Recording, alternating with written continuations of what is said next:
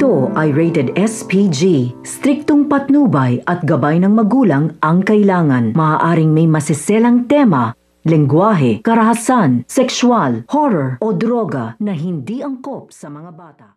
Buong akala nga ni Francis ay tatanggalan na nga siya ng trabaho ni Sir Gov dahil nga sa nagawa niya sa pamimeke nga dito kay Venice. Ngunit binabaan nga lang siya ng posisyon nga nito ni Sir Gov na dati nga siya ay executive manager, ngayon ay manager na nga lang siya. Kaya naman nga namamalagi na nga siya sa restaurant nga ng mga Palma at dito nga magkakagulo nga dahil nga sa matagal ngang mag-serve nga ang batchoy sa buko.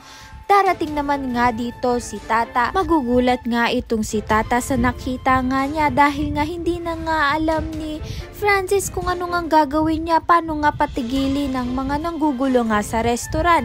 Kaya naman nga tinulungan na nga siya ni Tata.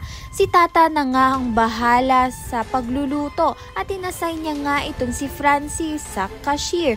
Kaya naman nga maganda na nga ang daloy nga ng restaurant dahil na nga rin kay Tata. Sa kabilang banda naman nga malapit na nga mabuko ni Ivana ang sikreto nga nito ni Venice.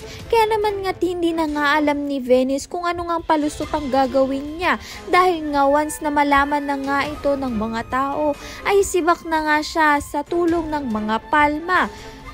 Kaya naman nga sinisi nga ni Venice itong ang si Sugar. Ngunit hindi nga itong si Sugar ang nagpatinag dahil nga kasalanan naman daw lahat nga ito ni Venice dahil nga sa minahal niya nga itong si James.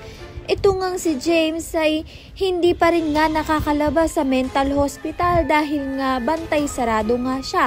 Yan nga ang pakatutukan natin. Maraming salamat sa iyong panonood.